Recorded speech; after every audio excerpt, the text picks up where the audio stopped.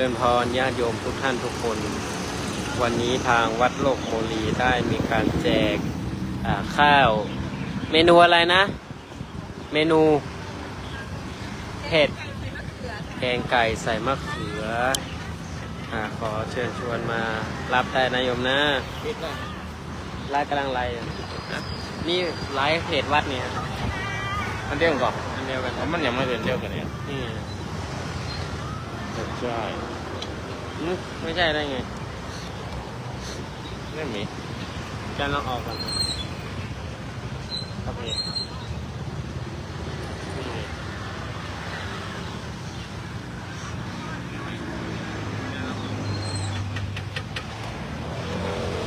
มันยังอันเดียวกัน ก็อาจารย์มี2 ระบบอันเนี้ย ได้ฟิล์มใส่ ยิ้มแล้วครับแจกครับ ที่1ถึง28สัปดาห์มหามงคล28มีได้8กควันมหามงคล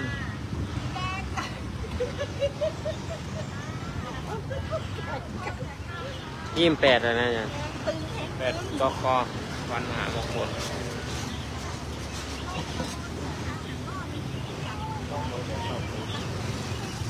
เฟรเฟร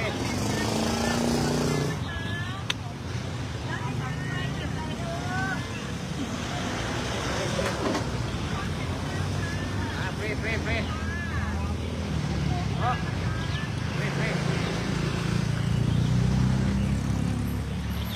อร่อยเฟรเฟรอร่อยเฟรเฟรเอาส่งได้ละเปิดละ380เฟรเฟรเฟรเฟรอะไรไหมห้ากินในบ้านก็ได้เฟรเฟรเฟรเฟรนักเรียนนักศึกษาเด็กทานได้นักเรียนแกนฟรีผู้ใหญ่แกนฟรีไม่ต้องเสียสตังค์บนจอดเราก็แจก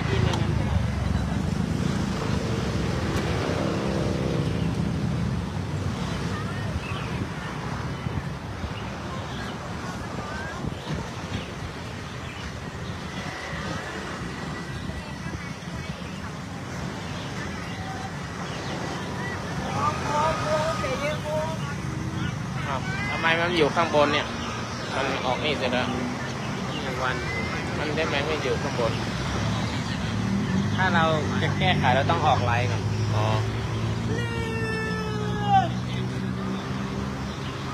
ว่าคนมาได้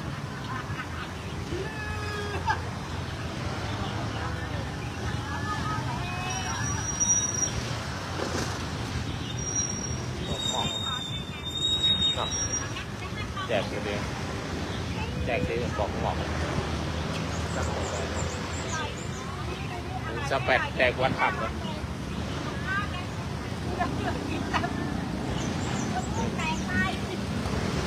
เฟรเฟรเฟรเฟรเฟรไอ้ติงเฟร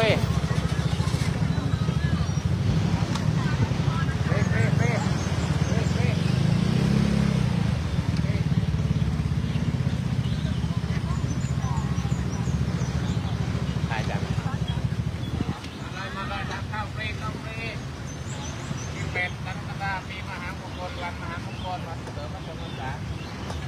มาได้ครับจอดแล้วก็แจกก็มอเตอร์ไซค์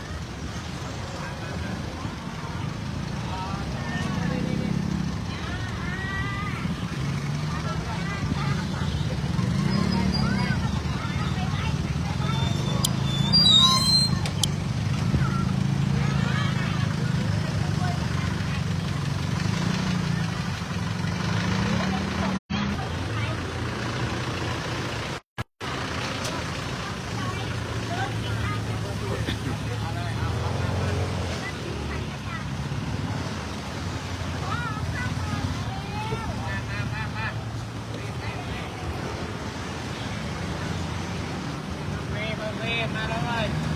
มีมหามงคลวันมหามงคล รถ นักข่าว ข้าวใหญ่ ข่าวท่องเที่ยว มา ลุงก็รีบแปดนะจ๊ะ แม่ทั้งวันเลย รีบแปดมาตลอด24 ชั่วโมงเลย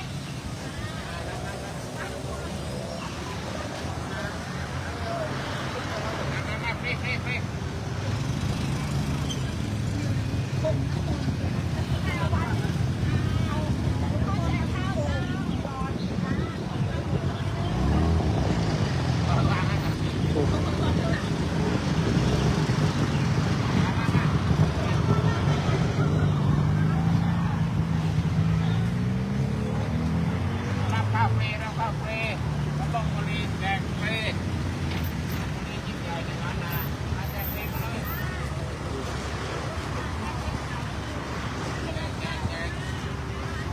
แจกตอน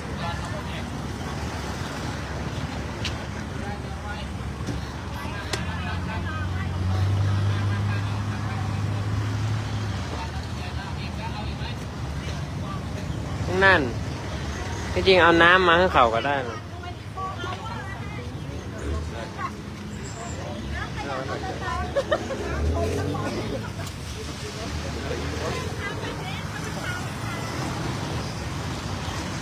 มา21 ถึง 28แจกฟรีแจกนะลูกกินฟรี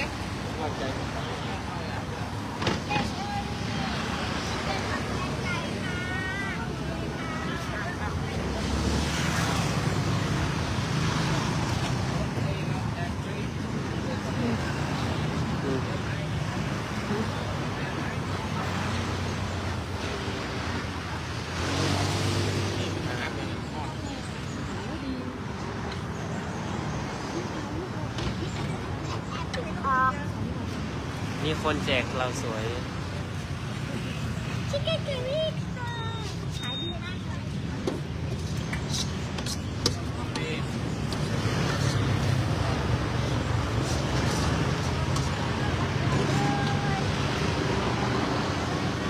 คนนั่งกินก็นั่งกินในซุ้ม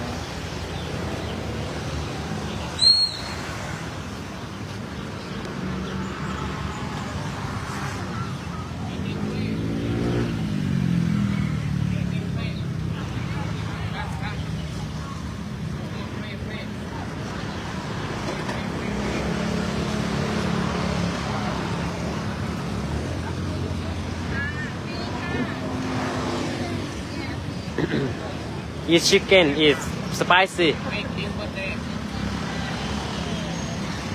Eat sit down here.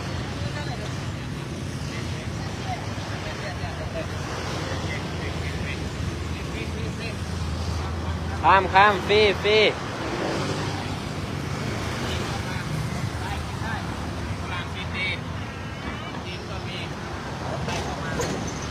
เด็กกินได้ผู้ใหญ่กินดีเด็กในท้องกินฟรีไม่ต้องเสียสตางค์มาเลยนี่มาไปเราอยู่แล้วฟรีกินฟรี Eating free. โนเมนกินฟรี Oh no. Eat motorcycle here. Come.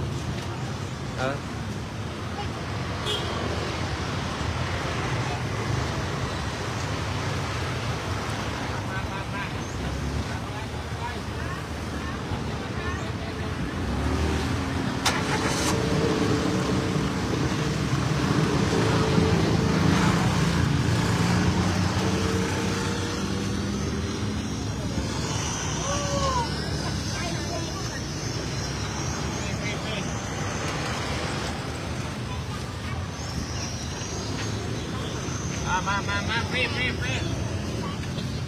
ท่านพระครูไพบูลย์เจติยานุรักษ์ด็อกเตอร์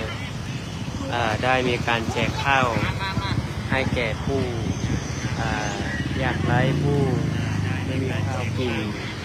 มารับณวัดโลกโมลีแห่งนี้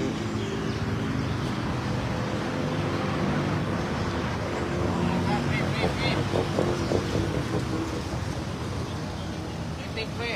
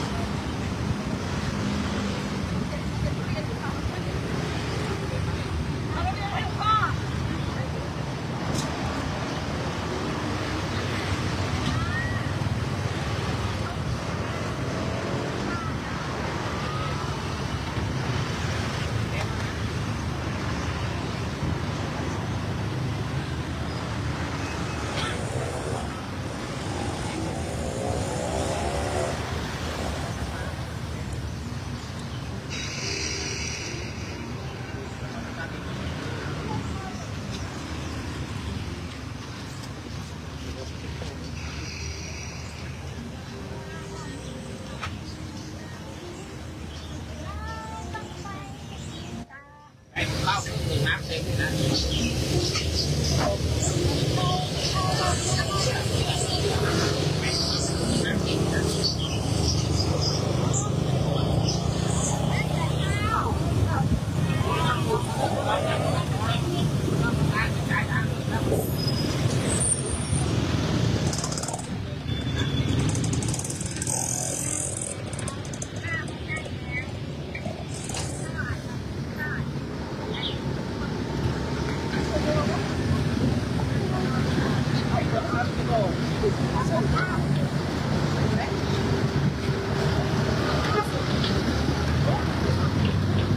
ฟรีฟรีฟรี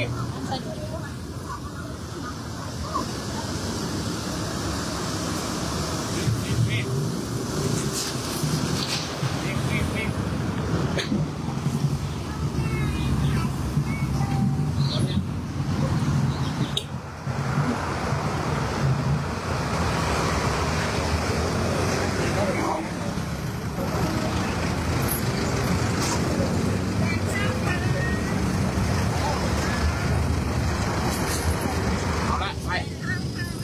เอาละ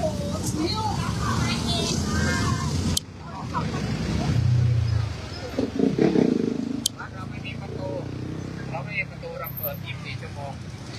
ใครจะมาไหว้พระตอนไหนก็มาได้เราไม่มีประตูให้คนมาสร้างกุศลพวกขโมยโจรอย่ามาเราไม่มีอะไรให้ขโมยวัดนี้จนนะแต่รวยน้ำใจเด็กอาหารที่ 21 ถึง 28สัปดาห์เองนะเดินเลยนะใครต้องการจะทำไม่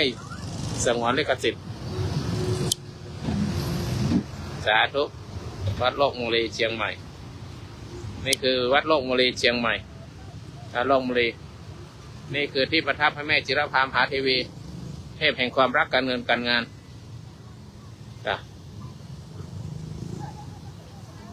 วัดโลกโมลีผู้คนเข้าออกก็ออกตามทั้งคนไทยคนฝรั่งคนจีนมาตลอดเวลาก็ขอยุติการถ่ายทอดสดไว้เพียงเท่านี้พรุ่งนี้แจกข้าวใหม่ 4 โมงเป็นต้นไป